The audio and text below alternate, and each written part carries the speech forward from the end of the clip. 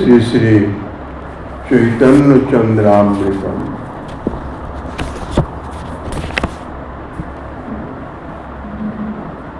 ধর্মাপৃষ্ট সতত পরমাবিষ্ট এবত্তা ধর্মে দৃষ্টিং প্রাপ্ত নহি খলু শতাং সৃষ্টিষু ক্বাপি নো সন যদ্দত্ত শ্রীহরি রস সুধা সাধনমত্তং পূর্ণিত্ব তুচ্ছৈ গায়ত্তথ বিলুণ্ঠতি স্তৌমি তং কঞ্চিদীশম। কলিযুগ পাবন অবতার পরম করুণাময় শ্রী গৌরাঙ্গ সুন্দরের পরম অন্তরঙ্গ প্রিয় পার্ষদ বর্জ পূজ্যপাদ শ্রীল প্রবোধানন্দ সরস্বতী পাদ তাহার শ্রী চৈতন্য চন্দ্রামৃতম নামক শ্রী গ্রন্থের দ্বিতীয় শ্লোকে বলছেন, দেখো ভাই প্রভুর করুণা দেখো, যেজন ধর্মের ধার দিয়েও যায় নাই, কখনো কোনো ধর্ম আচরণ করে নাই, ধর্ম যে কি তাহাও জানে না, যাহাদের মন সর্বদা মহাপাপ করতে উৎসুক, যাহারা সাধু দর্শনেও চিরদিন বঞ্চিত হয়ে আছে, কোনদিন সাধুগৃহে অথবা উৎসবাদিতেও যোগদান করে নাই, শ্রীমন মহাপ্রভু তাহাকেও সীমাহীন পরমাদ্ভুত ঔদার্য প্রকটন করে কৃষ্ণ প্রেম ও রস সুধা দান করেছেন। ওই দেখো এহেন লোক প্রেমানন্দে নাচিতেছে, গান করিতেছে, লুণ্ঠিত হইতেছে। এসো সকলে মিলিয়ে সেই অনির্বচনীয় করুণাময় প্রভুর স্তব করি। ধর্মাপৃষ্ট অত্যন্ত অযোগ্য জনকেও ধর্ম দ্বারা অস্পৃষ্ট আছে, যিনি কখনো ধর্মকে স্পর্শই করেন নাই, তাদৃশ অযোগ্য জনকেও প্রেমদান করায় এই শ্লোকে শ্রী গৌরাঙ্গ সুন্দরের পরমাদ্ভুত উদারতা প্রদর্শন করে স্তব করিতেছেন। এই প্রকার জন যাহার প্রদত্ত হরিপ্রেম সুদারস আস্বাদনে পরম উন্মত্ত হয়ে প্রকৃষ্ট রূপে নৃত্য করে, উচ্চ ঈশ্বরে গান করে, পরক্ষণে আবার ধুলিতে লুণ্ঠিত হয়ে যায় ভাবাবিষ্ট হয়ে। এই প্রকার কোন অনির্বচনীয় দয়ালু ঈশ্বর সেই শ্রী চৈতন্য দেব, যাহাকে স্তব করি। এখন এই যে ধর্মাপৃষ্ট অত্যন্ত অযোগ্য জন, কি প্রকারের এই অযোগ্য জন, কি রকমের, এই কি প্রকার লোকের এই অবস্থা হয়, তার উত্তরে বলছেন, ধর্মের সহিত সম্পর্কহীন, অর্থাৎ যাহার কিছুমাত্র পুণ্যাদি কর্ম নাই, অথচ সদা সর্বদাই অধর্মে, অধর্ম বলতে সাধারণ শাস্ত্র নিষিদ্ধ কর্ম নয়, গুরুতর মহাপাপ মহা অপরাধ রূপ আচরণ, যেমন গুরুপত্নী গমন আদি রূপ মহাপাপে চিত্ত পরম আবেশযুক্ত। এখানে গুরুপত্নী প্রসঙ্গে তাহাদের তো গুরুর সঙ্গে সম্বন্ধই নাই, এখানে পরনারীর কথাই বলা হচ্ছে।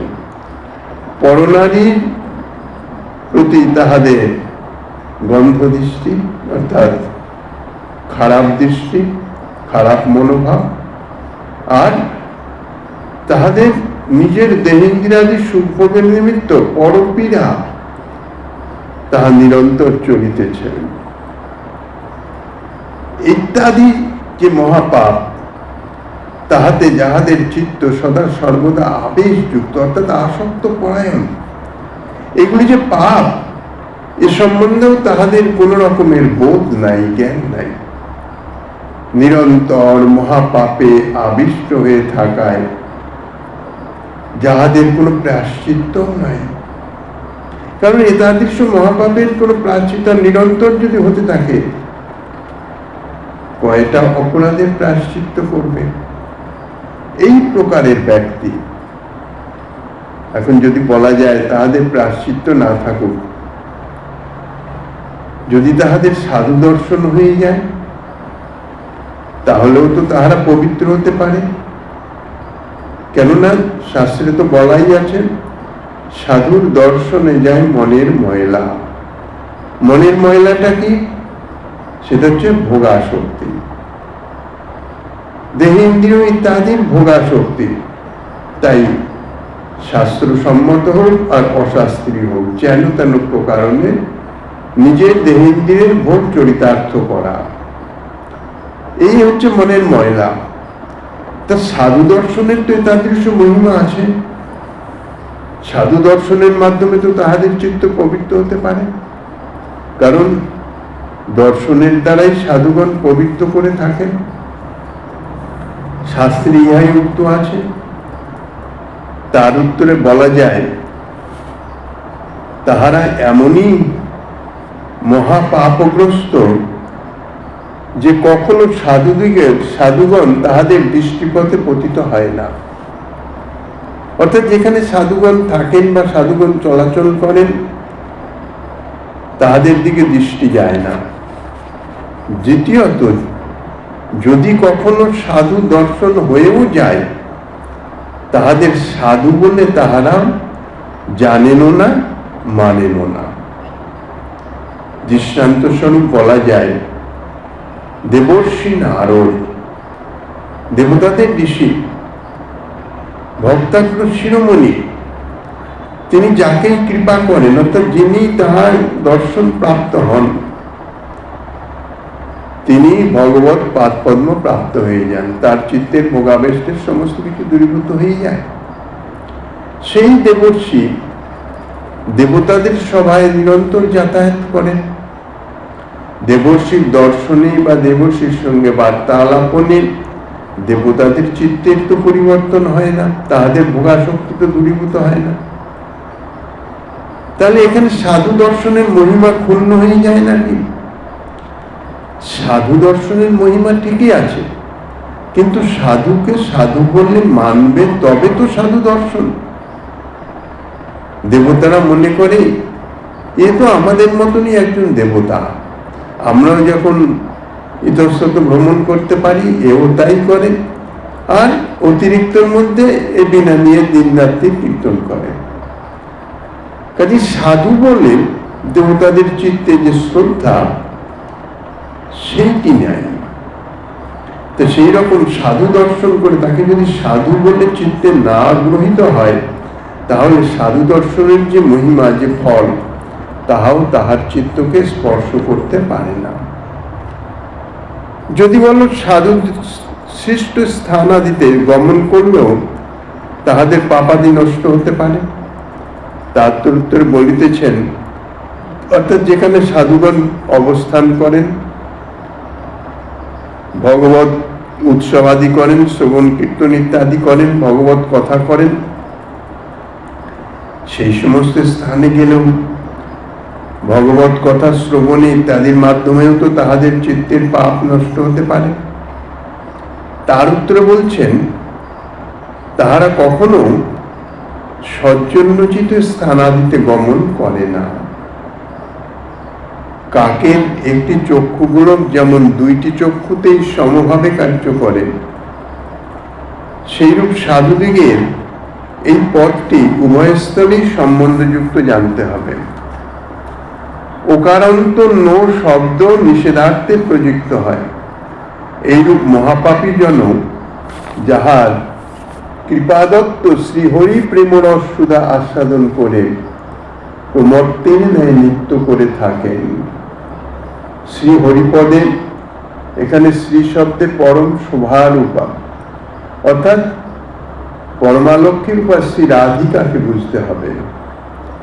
হরিপদের অর্থ এখানে শ্রীকৃষ্ণ, শ্রী হরি মানে শ্রী রাধা কৃষ্ণ। এই শ্রী রাধা মাধবের প্রেম স্বরূপ যে সুধা শ্রী চৈতন্যদেব কর্তৃক প্রদত্ত হয়েছেন, তাহার মধুর আস্বাদনে তাহারা মত্ত হয়ে যায়। যেমন অন্ন সুধা পানে মত্ত হয়ে লোকে নৃত্য করে, সেইরূপ এই প্রেমরস যাহারা আস্বাদন করেছেন তাহারাই মত্ত হয়ে ইত্যাদি করেন। ঈশ্বর ভিন্ন অন্যের এই প্রকার প্রেম ও দায়িকা শক্তি কখনোই হতে পারে না। এই জন্যই বলছেন সেই অনির্বচনীয় ঈশ্বরকে, যিনি এ জাতীয় প্রেম রস সুধা প্রদান করে এ জাতীয় অধার্মিক মনুষ্যগণকেও, মহাপাপী মনুষ্যগণকেও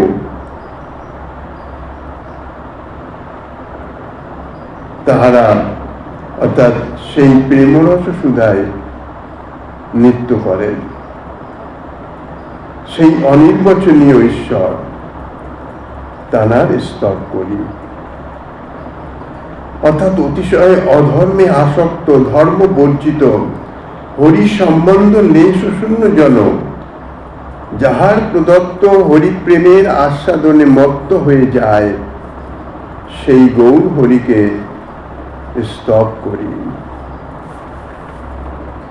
জন্মাপ্তং কর্ম নৈষ্ঠৈর নচ সমধিগত, যত্তপ ধ্যান যোগৈর বৈরাগ্যৈর ত্যাগ তত্ত্ব স্তুতিভিরপি ন যত্তর্কিতং চাপি কশ্চিৎ, গোবিন্দ প্রেম ভাজামপি ন চ কলিতং যদ রহস্যং স্বয়ং তৎ নাম্নৈব প্রাদুরাশি দব তরতি পারে যত্র তং নৌমি গৌরম। অর্থাৎ তৃতীয় শ্লোকে বলছেন, পরম পুরুষার্থ উন্নত উজ্জ্বল রস সংযুক্ত শ্রীকৃষ্ণ প্রেম বড়ই দুর্লভ। বৈদিক যজ্ঞাদি কর্মে কুশল ব্যক্তিগণ তাহা প্রাপ্ত হন না। অর্থাৎ যাগযজ্ঞ কর্ম ইত্যাদির মাধ্যমে কখনো তাহা প্রাপ্ত হওয়া যায় না। ধ্যান বা অষ্টাঙ্গ যোগের দ্বারাও তাহা জানতে পারা যায় না।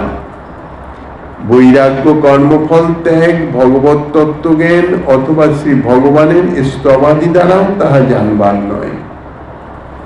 অধিক কি বলবো, শ্রী গোবিন্দের প্রেমভাজন ব্যক্তিগণ পরমোৎকণ্ঠিত চিত্তে সদা সর্বদা যাহার অন্বেষণ করেন, সেই একান্ত দুর্লভ প্রেম সম্পদ, এক কথায় ব্রজ প্রেম,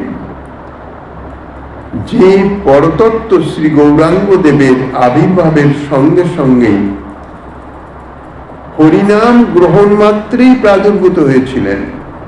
অর্থাৎ শ্রী গৌরাঙ্গ সুন্দর হরিনামের মধ্যে সেই প্রেম দাতৃত্ব শক্তি অর্পণ করে দিয়েছিলেন, সেই প্রেম অর্পণ করে দিয়েছিলেন। সেই শ্রী গৌর হরিকে স্তব করি। অত্যন্ত দুরধিগম শ্রী বৃন্দাবনের নিগুড় প্রেম ও রস পরিপাটির প্রকাশ রূপে, অর্থাৎ সেই নিগুড় বিশুদ্ধ ব্রজপ্রেমকে যিনি প্রকাশ করেছেন, সেই প্রকাশক রূপে শ্রী গৌর সুন্দরের স্তব করিতেছেন এই শ্লোকে। যে শ্রী চৈতন্য অবতরণ করলেন, অর্থাৎ হরিনাম সর্বযুগেই ছিলেন, হরিনামের ফল সর্বযুগেই ছিল, কিন্তু সাধারণত হরিনামের ফলে সেই বিশুদ্ধ প্রেম প্রাপ্ত হওয়া যেত না। শ্রী চৈতন্য মহাপ্রভু অবতরণ করে শ্রী হরিনামে সেই বিশুদ্ধ প্রেম ও দাতৃত্ব শক্তি অর্পণ করে দিয়েছেন, যার জন্যে শ্রী হরিনামের গ্রহণ মাত্রই সেই যে নিগুড় অর্থাৎ বিশুদ্ধ প্রেম তাহা হৃদয়ে প্রাদুর্ভূত হয়ে যায়। সেই যে প্রভু শ্রী চৈতন্য দেব, তাহাকে স্তব করিতেছি। নু ধাতুর অর্থ হচ্ছে স্তবকার। সেই চৈতন্যদেব কেমন, তার উত্তরে বলছেন পর অর্থাৎ পরমেশ্বর।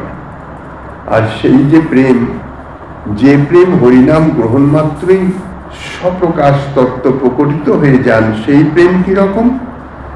তাহার উত্তরে গ্রন্থকার বলছেন অত্যন্ত রহস্যপূর্ণ, অর্থাৎ অত্যন্ত গোপনীয়। যাহা গোপনীয় তাহাই রহস্যপূর্ণ। সেই প্রেমের একটা অন্য পরিচয় দিচ্ছেন, অর্থাৎ তাহার গুরুত্ব প্রকাশ করছেন। সেই প্রেম যে কতটা গোপনীয়, কতটা রহস্যপূর্ণ, তাহা বর্ণনা করতে গিয়ে বলছেন যাহারা কর্মনিষ্ঠ। সাধারণত শাস্ত্রে 4 রকমের সাধনের কথা বর্ণিত আছে: কর্ম, জ্ঞান, যোগ এবং ভক্তি। এই ভক্তি সাধারণ ভক্তি, বৈদিক ভক্তি বা সকাম ভক্তি। সাধনার দ্বারা তাহারা ঈপ্সিত ফল প্রাপ্ত হন, এই জন্য সাধন বা ভজন। তো এখানে কর্মমার্গের সাধন, যাগযজ্ঞ ইত্যাদির দ্বারা শাস্ত্রে যে ফল নির্দিষ্ট আছে সেই ফলই প্রাপ্ত হওয়া যায়। এই জন্যে বলছেন কর্মনিষ্ঠ, অর্থাৎ বেদবিহিত যজ্ঞাদি কর্মে যাহাদের প্রচুর নিষ্ঠা আছে বা প্রচুর আগ্রহ আছে, তাহারা সেই যাগযজ্ঞের ফল স্বর্গসুখ তাহাই প্রাপ্ত হন। এই প্রেম সম্বন্ধে তারা কিছু জানেনই না, এই প্রেমের কোনো সংবাদ তাহাদের কাছে নাই। তবে কি তপস্যা প্রভৃতির দ্বারা তাহা প্রাপ্ত হওয়া যায়? তার উত্তর বলছেন না। তপস্যা অর্থাৎ ক্লেশ সহিষ্ণু হয়ে তপশ্চর্যা, ধ্যান অর্থাৎ ভগবদ রূপ চিন্তন, যোগ অর্থাৎ যম নিয়ম আদি সমাধি, এই যে অষ্টাঙ্গ যোগ সাধনা, এই অষ্টাঙ্গ যোগ সাধনায় পরমাত্মা দর্শন হতে পারে। এই প্রেম সম্বন্ধে কিছু তাহার জ্ঞানে আসবে না। এই সকল সাধনের দ্বারাও যে বস্তু সমাধিগত অর্থাৎ সমধিগত অর্থাৎ সম্যক রূপে অধিগত বা জ্ঞাত হতে পারা যায় না, তাই হচ্ছে এই বিশুদ্ধ প্রেম। আরো বলছেন বৈরাগ্যাদি দ্বারাও যাহার উপলব্ধি কখনো পাওয়া যায় না। বৈরাগ্য আদি কঠোর কৃচ্ছ সাধন, ত্যাগ, বৈরাগ্য ইত্যাদি জ্ঞানমার্গ সাধনায়, ত্যাগ বৈরাগ্য ইত্যাদির মাধ্যমে যে সাধনা কঠোর কৃচ্ছ সাধন করছেন, তাদের উদ্দেশ্য কি? মোক্ষ লাভ,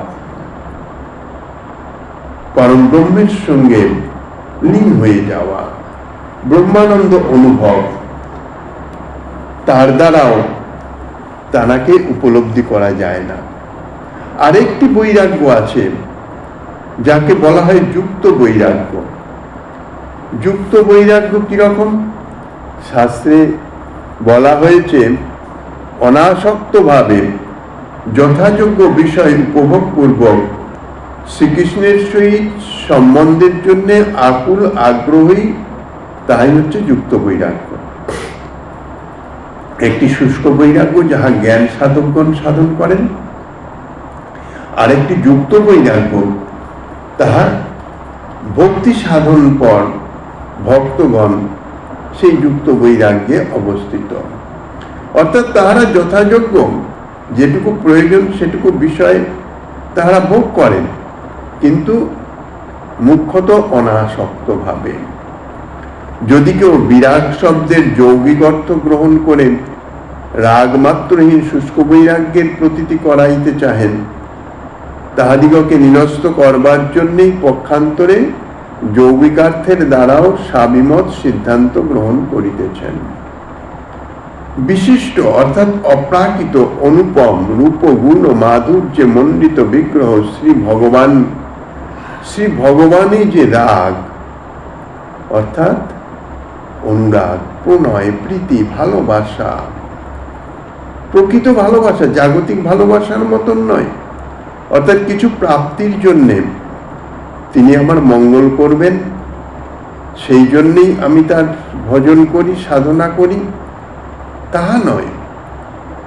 শ্রী ভগবানের প্রীত্যার্থে, ভগবানের সুখের নিমিত্ত যিনি ভগবৎ সেবা করেন, ইহাই হচ্ছে যথার্থ বিরাগ।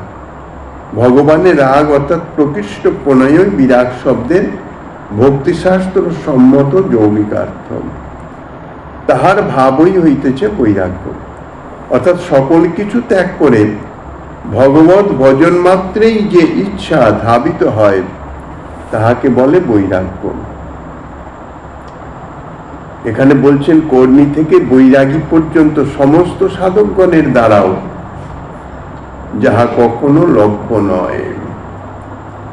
এখানে বহুবচনের দ্বারা এটাও বুঝাচ্ছেন সকল সাধকগণ যদি দীর্ঘকালও সাধন করেন তবুও এই যে বস্তু, এই যে বিশুদ্ধ প্রেম, প্রেম সাধারণ অবস্থায় ভগবত প্রীতি, তাহা হচ্ছে প্রেম। মানলাম ভগবত প্রীত্যার্থে ভগবত সেবা করিতেছেন, ভগবানের প্রতি তার একটা অনুরাগ প্রীতি আছে, তাহা প্রেম। কিন্তু সেই প্রেম হচ্ছে ভক্তি সাধন করতে করতে, অর্থাৎ সকাম ভক্তগণ নয়, ভগবত প্রীত্যার্থে ভজন করতে করতে, সাধন করতে করতে যখন চিত্ত শুদ্ধ হয়, অর্থাৎ চিত্তে থেকে নিজের সসুখ ভোগ বাসনার সম্মুখ রূপে নিরাকৃত হয়ে যায়, ভগবত সুখ বাসনাই চিত্তে বিরাজমান থাকে, তখন সেই ভজনে, অর্থাৎ যে ভজনের দ্বারা, যে সেবার মাধ্যমে ভগবত সেবাই প্রকটিত হয়, ভগবত সুখার্থে পিত্তার্থে ভগবত সেবাই প্রকটিত হয়, সেখানে নিজ সুখ সন্ধানের লেশাভাসও নাই। তাহাই হচ্ছে নিষ্ঠা স্তর, অর্থাৎ নিষ্ঠা সহকারে তখন ভজন করা হয়। এইভাবে নিষ্ঠা, রুচি, আসক্তি স্তর অতিক্রম করে ভাব বা প্রেমের স্তরে পৌঁছে যায়, তারা প্রেমী ভক্ত। এই জাতীয় প্রেমী ভক্তেরও কিন্তু সেই বিশুদ্ধ প্রেম যেটি, সেটি লভ্য নয়। তাই বলছেন কর্মী থেকে বৈরাগী পর্যন্ত সাধকগণের দ্বারাও যাহা লভ্য নয়।